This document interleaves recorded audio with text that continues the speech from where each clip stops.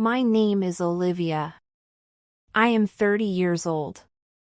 I live in a small apartment with my mother. Life was not always easy, but we were happy together. My father passed away when I was 15. Since then, it was just me and my mom. She worked hard every day to give me a better life. I loved her more than anything. She was my best friend. Every evening, we sat together and talked about our day. She always smiled even when she was tired. Her smile gave me strength. I worked as a teacher at a local school. I loved my students, but my heart was always worried about my mother. She was getting older, and her health was not good. Some days she was too weak to get out of bed. I wanted to do more for her, but I did not earn much.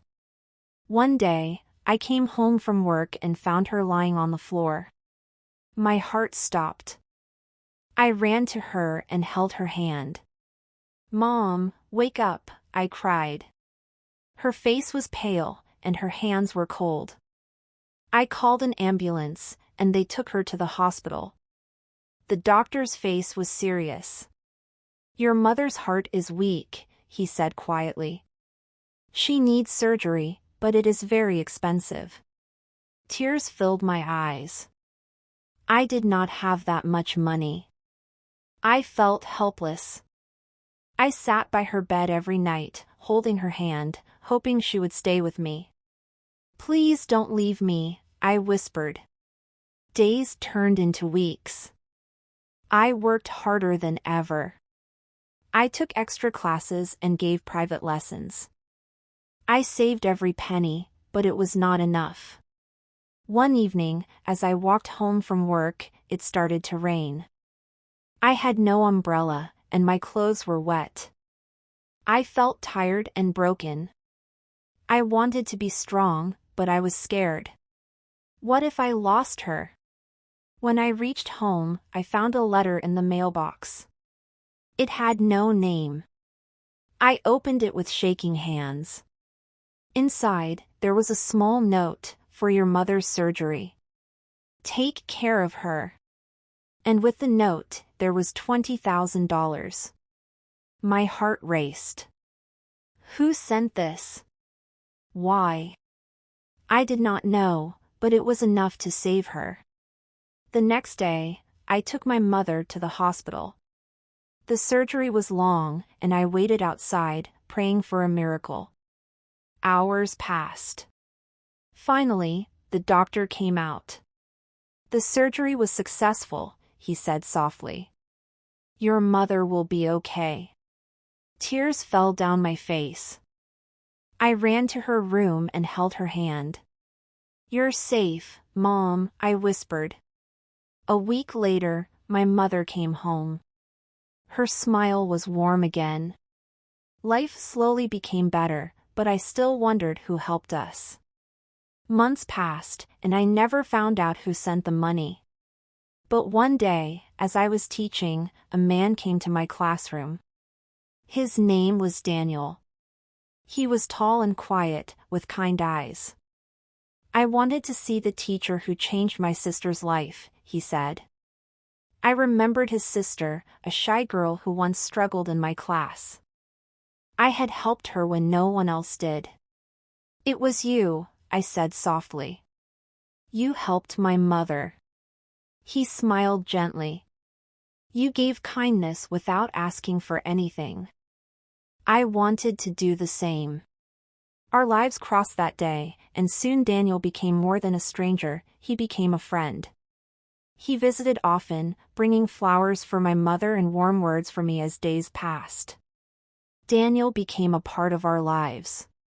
He visited every weekend, always bringing something, fresh fruit for my mother, books for me, or simply his warm smile. My mother liked him. I could see it in the way her face lit up when he walked through the door. One evening after dinner, my mother smiled softly and said, "Daniel, you take care of us like family." He laughed gently. "You both mean a lot to me," he said, his eyes meeting mine for a moment. My heart skipped a beat. After my mother went to bed, Daniel stayed to help me clean the dishes. The kitchen was quiet, except for the sound of running water. As I handed him a plate to dry, he spoke softly. "Olivia," he began. I turned to him, confused. "Then why?" I asked quietly. He looked down, as if searching for the right words. "Because I care about you." His voice was warm, but unsure. "From the first day I saw you, I knew you were special. Your kindness. Your strength." I couldn't just walk away. For a moment, I could not speak. My heart felt full, yet heavy with fear. I had lost so much before. Was it safe to open my heart again? "You don't have to say anything now," he added quickly. "I just wanted you to know how I feel." I nodded slowly, unsure of how to respond. My heart was grateful, but my mind was still afraid of losing someone else I loved. Weeks passed, and Daniel never changed. He was patient. He never pushed me to answer. Instead, he stayed by my side through my mother's recovery, through my long days at work, and through my moments of doubt. One evening, my mother and I sat on the porch watching the sunset. The sky was painted with soft orange and pink. She turned to me and said gently, "Olivia, you are strong. But you don't have to carry everything alone." Her words touched something deep inside me. I realized how much I had been holding back, how much I wanted to trust again. The next time Daniel came over, I asked him to walk with me. We strolled through the park, the autumn leaves crunching beneath our feet. My heart pounded as I finally spoke. "Daniel," I said softly, "I'm scared to let someone in, but I don't want to lose you." He stopped walking and turned to face me. His eyes were warm, full of understanding. "You won't lose me, Olivia," he promised. "I'm here, and I'm not going anywhere." For the first time in a long time, I felt safe. I reached for his hand, and he held mine gently, as if he knew how fragile my heart was. Months passed, and our love grew stronger. My mother grew healthier, and I smiled more. With Daniel by my side, the pain I once carried felt lighter. One day after dinner, Daniel stood up and took a small box from his pocket. My heart raced as he knelt down in front of me. "Olivia," he said softly, "you taught me that kindness can change a life. You changed mine. Will you marry me?" Tears filled my eyes, but this time they were tears of joy. I nodded, unable to speak. "Yes," I whispered. "Yes, Daniel." My mother clapped her hands with happiness, and Daniel slipped the ring on my finger. In that moment, I realized something important. Life had broken me once, but love had healed me. I had lost everything, but in the end, love found me. And this time, I was not afraid to hold on to it.